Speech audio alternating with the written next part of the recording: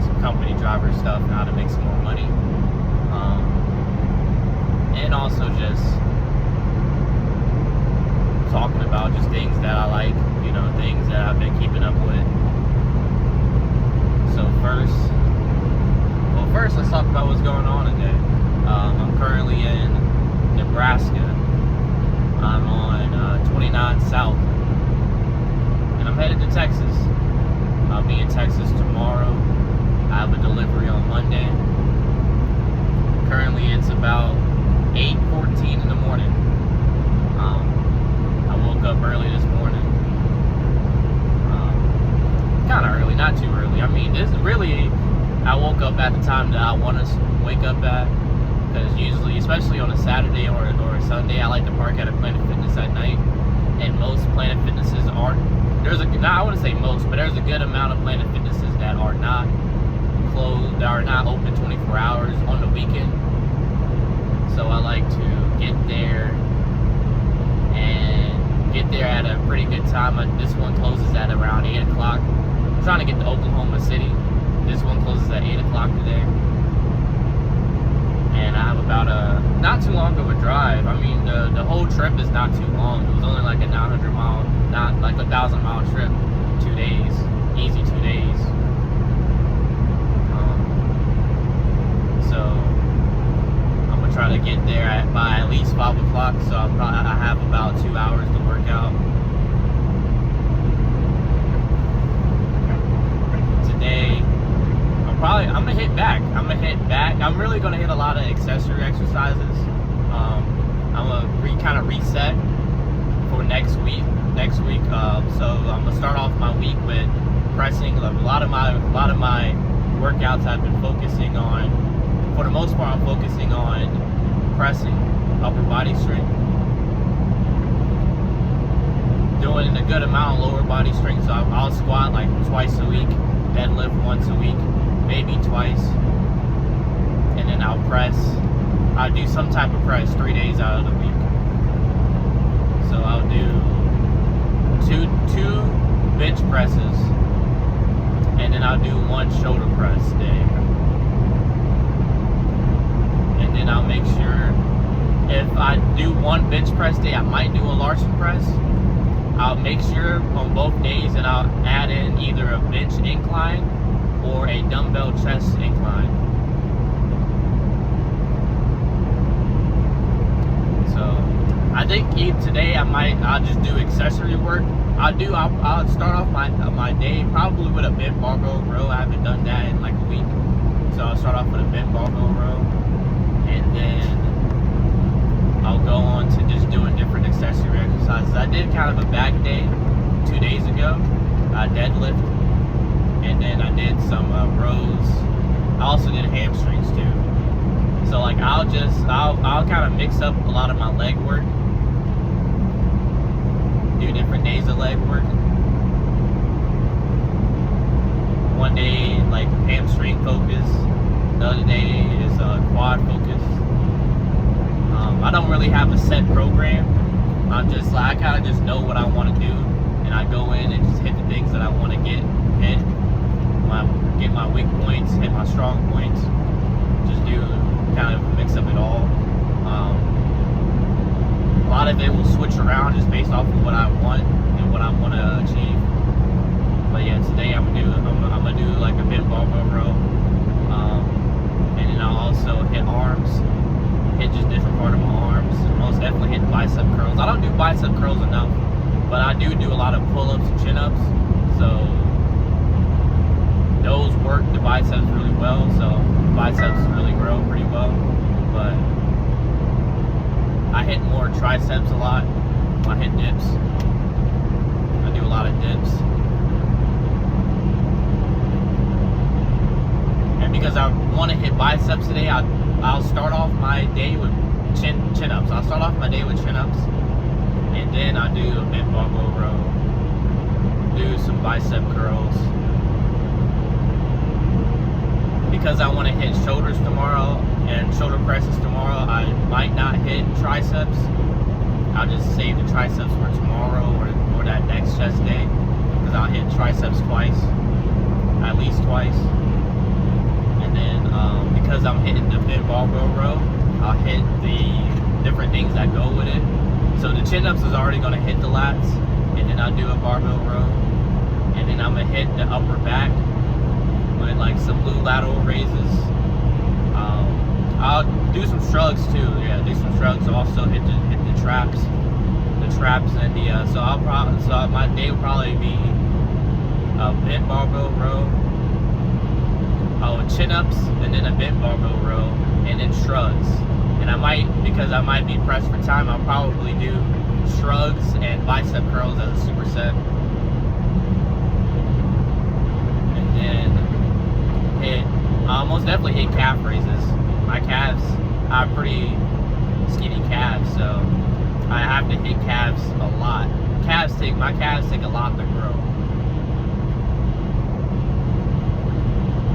It's just the way the insertions, the way my calves are built. I'm pretty sure they say like if you're built for jumping and running, you're gonna have smaller calves. I mean, I'm pretty good at running.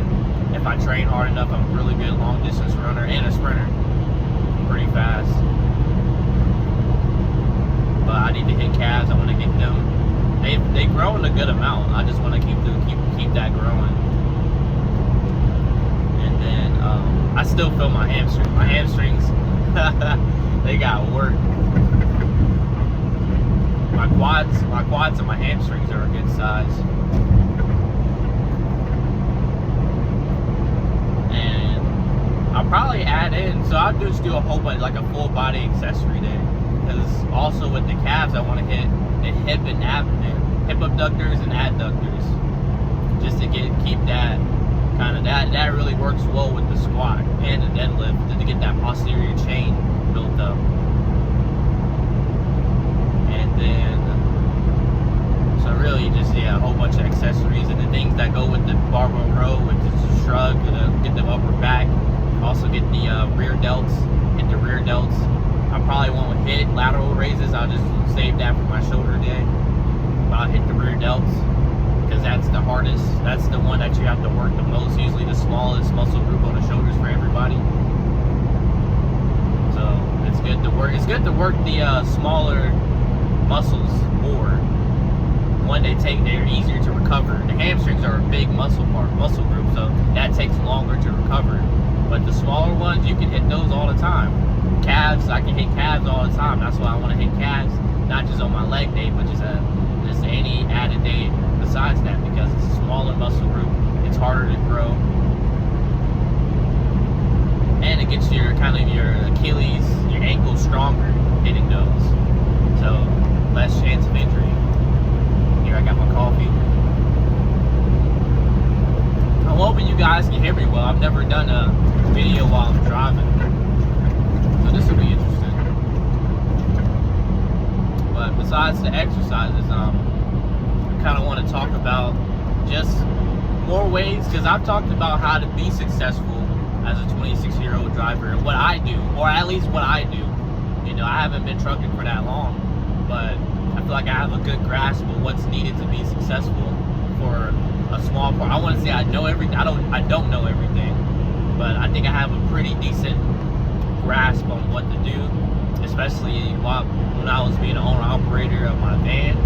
It's kind of similar, besides operating the truck, but besides that, a lot of it is similar.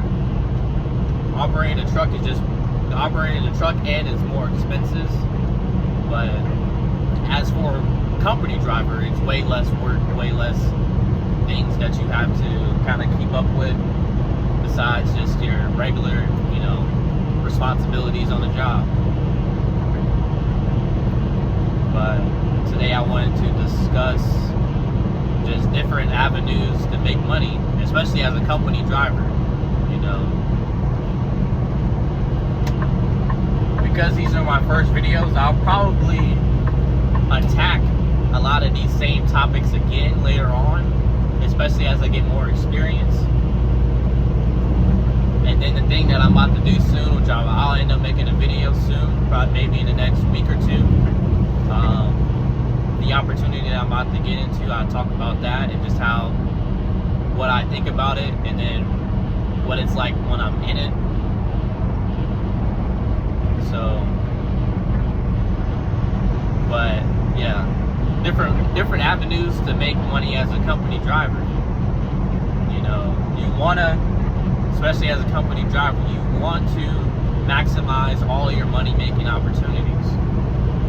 You know, as a new driver, I get a decent paycheck, but it could be more, because one thing you have to have in this industry is experience, and one thing you have to have in any industry is experience. People pay for experience. When they know that you can do the job well, do the job properly, and do the job consistently, they're going to pay you more. So that's really the first avenue, is just to get your experience in. Get a couple years of experience. You want to know the job. You don't want to just be, you know, not having, just going on autopilot and doing this job. You know, you always want to at different points be like, okay, I'm doing this, okay, I'm doing this. Turn your mind back on. Even if you get used to what you're doing, you got to turn your mind back on.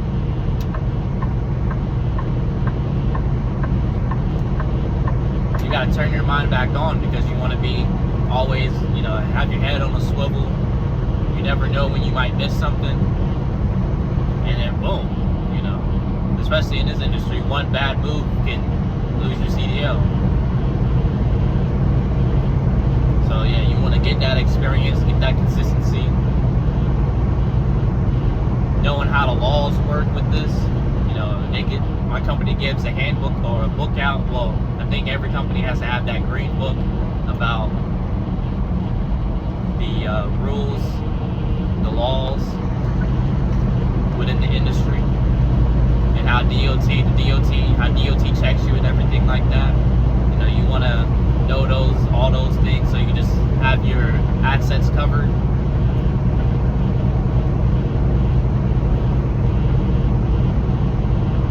Get that experience. That might be the most important thing right there, because you might not have anything else on the list that I'm about to say, but if you have experience, you will get paid more as a company driver. Unless you're at a company that just doesn't move people up at all, then you should probably leave. But if you see, like, okay, if you have this amount of experience, we pay you this, boom, now you get paid more. Especially in today's climate, because the economy is very shaky. We're currently in a government shutdown. People are losing their jobs. Well, government employees are losing their jobs. There are some companies that are going down under, not just in the trucking industry, but in the trucking industry, there's some companies that are going down under, or laying off a lot of workers because they can't pay them. So you want to make sure you have these things, so you can always make the amount of money that you need to make. And yeah, on the economic side, there's a lot more I can talk about with that, about how you can manage your money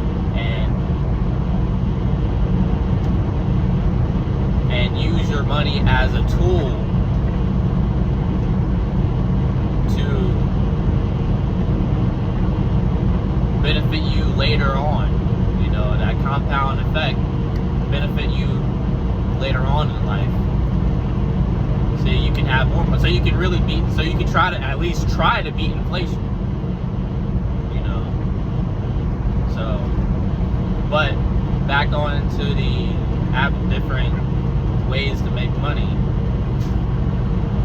Experience. Next, you can say getting your hazmat. Getting your hazmat is about a guarantee that a company will pay you more money if you get a hazmat.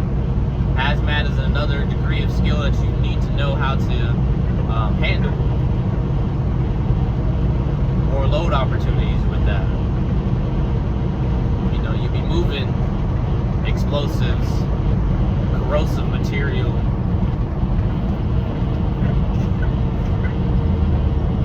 flammable material. If you really want to make money, nuclear material, ammunition, all these different things. So you really want to see if you want to get into that. I mean,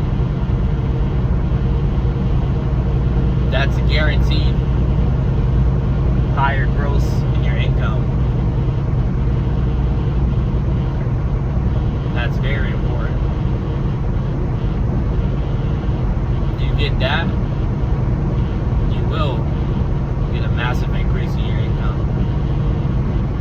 thing is your TWIC card, which kind of can go with the hazmat, because a lot of places with hazmat is probably military or government facilities. And if you get your TWIC card, you can get into places without having to be escorted, having to wait and be escorted, or just to be able to get into the place in general. You know, it works well with military places, military bases, and airports. So that's another opportunity, set of opportunities that you can get to. TWIC card is not that hard to get. Let's also talk about getting your hazmat. Hazmat is not, doesn't seem, I don't have my hazmat yet, but I'm working to get it. It doesn't seem too hard to get. All you got to do is just read the book. It's chapter 9 in the motor carrier book. It's also, you can also get different apps or get online tests just to do test prep. Test yourself, do the test multiple times over, make sure that you can get that 100 or at least a 90. Know the material. It's better to get 100 and a 90 because there's so many different questions, so you want to make sure that you know all different questions, because you don't know the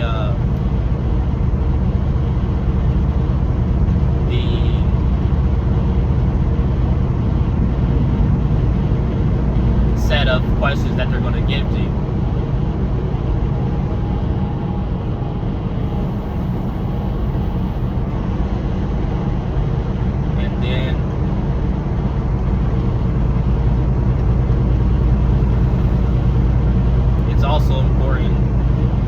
It's also important to see if your company will pay for that, because you'll be paying at least maybe $150 for the license. So you want to make sure that that the company that you're with will reimburse you or pay for it themselves. The company I'm with, they'll pay for it themselves, so I'm going to take advantage of that. They're going to reimburse me. The only thing that kind of sucks is that I'm going to have to pay for it myself, but then I get the receipts, sending it to them, and they reimburse me for it.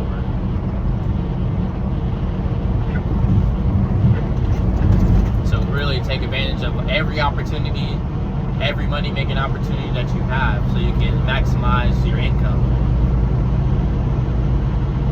Also, same thing with the TWIC card. I don't know if companies will pay for your TWIC card, but I forgot how I got my TWIC card last year. I don't remember how much it cost, but it wasn't that long for a process. You just go into, I think it was a CVS, you tell them what you want. I think you might have to schedule the appointment. You tell them what you want. They take your picture, they take your fingerprint, you pay them, and it comes into the mail. I forgot how much it cost or how long that the mailing process took. I think it probably took maybe like a week.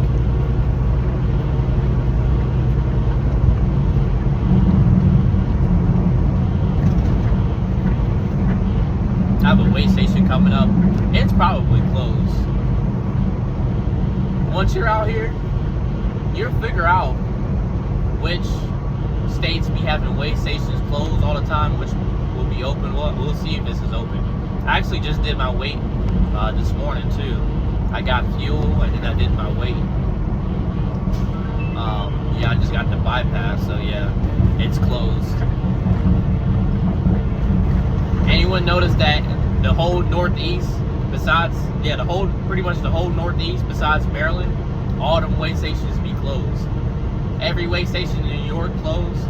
Every weigh station I haven't been to Vermont or New Hampshire, but all of it in Massachusetts is closed. The Massachusetts and the Maine and Maine's weigh stations are pretty much all those weigh stations are turned into rest areas. Florida's be open all the time. They're open 24/7. You will get pulled into the inspection area.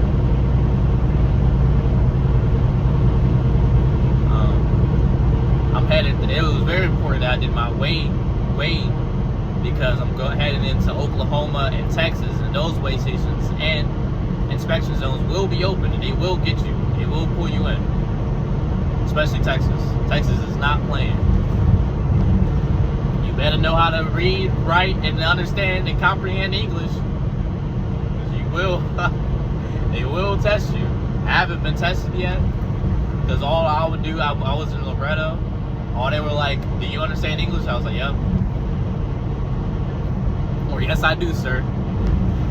I heard one story where a guy came into the inspection zone. He's English. He knows English. I'm pretty sure he was American. And the dude said, he wanted to be funny. He said, no comprende. They pulled him in. I know he was regretting that decision. Because he wanted to play. He wanted to joke. But yeah, like, you never know. Please, guys, do not, when you in Loretto, when you in Texas, do not, especially Loretto, do not listen to what people are saying. They say I can get you 50 bands. All you gotta do is transport this load. Don't do it. Don't do it. Because now Loretto, they got them heat scans. They got them heat scans. They gonna see what's back there. They gonna see what's in your truck, and they gonna see what's back in that trailer. They gonna see them bodies heat up. Them thermal scans. They gonna see them bodies. Oh man, it's over. It's over for you. Because I'm pretty sure just transporting somebody is like 15 years. If they feel like they was in danger for their life, you might get 20 to life. You might get 20 to life.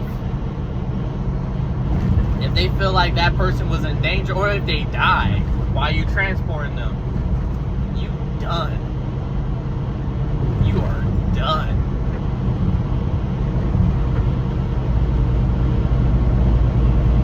One guy that was with the company, when I was with my trainer, we had picked up this trailer. We went to a it was a tow place to get this trailer. Well, the truck was still attached to the trailer. It was like, what was going on? This was in like outside, like maybe 30 miles outside of Loretto, 15 miles outside of Loretto. The dude was talking about, yeah, he was transporting some stuff. The dude is gone. I went into the trailer, I went into the truck, everything in the truck gone. All that was left was in the bottom shelf. It had dog food. So I'm like, dang, the dude did all that while he was transporting with his dog.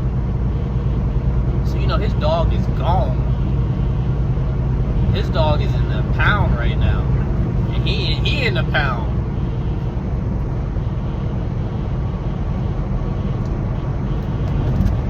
So don't do it.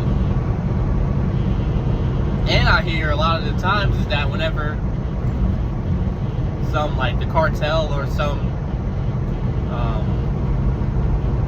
gang, you know, offers you to do that, usually the person that does it, they're really just the cover up.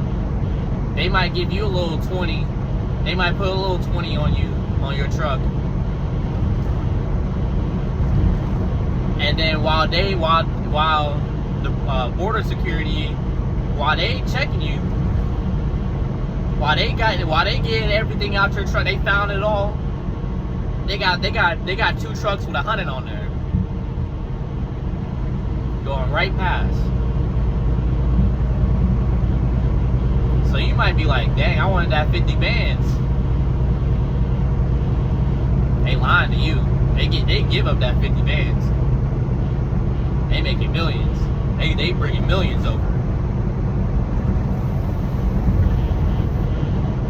Or making millions over. So don't trust it. Do not do it. Please do not do it. But yeah. I'm about 25 minutes in. I just been yapping. Rambling. Yapping and rambling. I mean, there's more to yap about. Football, baby. If y'all didn't know, fly Eagles fly, baby. Yeah. We took back-to-back L's, but that's alright. Because this team can come back. 14-2 is not that, or 15-2 is not that bad. You feel me? I mean, honestly, we go against the Eagles, or we go against the Vikings this week, so my boy is the quarterback of the Vikings. My boy Wentz. I used to want him to be our franchise quarterback. I wanted him to be our quarterback for life. That's how I felt about Wentz. That's my boy. Everybody talks about that 2017 season. In my opinion, that 2019 season is even better. Because everybody, literally, there was a point in the season where the only real starters on the team was Carson Wentz and Jason Kelce. We literally had to start getting guys off the street to start, and that's how we got Jordan Mailata. We had got some dogs because of that too. My boy Boston Scott. We had got some dogs because of that. But that boy Carson Wentz, we had at that point, like towards the end of the season, it was 5 win or go home games. That means he had to win 5 out. If he lost 1, not making the playoffs. And guess what we did? We won all 5. I think he went, 27-3 that season? 27 touchdowns, 3 interceptions or something like that? Like, come on now. Without starters, without actual starters, like, nah, that boy a dog.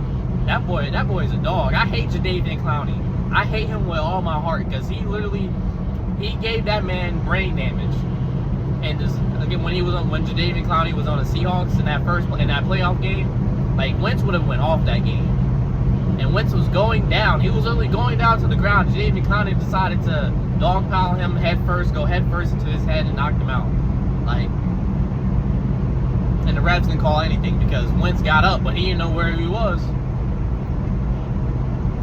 He thought he's still in his, what he graduated from North Dakota. He thought he was still at North Dakota State.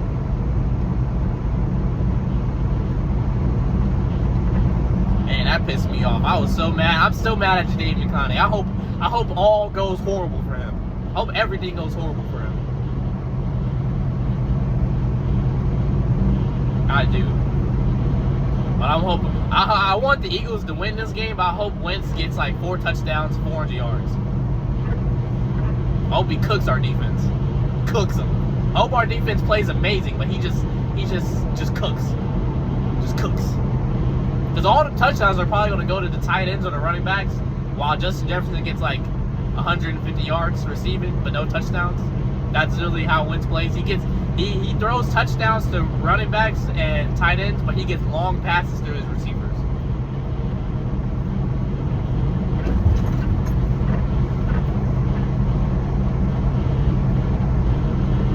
So yeah, I'm excited for this game on Sunday. Our offense gotta do something. Especially offensive coordinator. That has been our main thing. People be talking about Jalen Hurts' execution. You can't execute that well when the offensive coordinator is giving you dog shit. You feel me? Like dog shit plays. When you're running the same play 3 times over, they just flip the play on different ends. You can't do nothing with that when the defense knows exactly what you're about to do. That was the problem with Doug Peterson. When Doug Peterson was our coach, when he was our coach and offensive coordinator, he was running the same play over and over again. There was no trickery. There was no specialness. There was no like getting the defense confused at all. Like they knew exactly what we were going to run. They said those immediately, like, okay, yeah, we know what they about to run. We know what they about to do. Like, no, you're not going to be successful like that. And it's a problem because every time we find a good offensive coordinator, he ends up getting a coaching job that next year because he does that well. Like, and then we get the next year after that, we get an offensive coordinator that's not that good.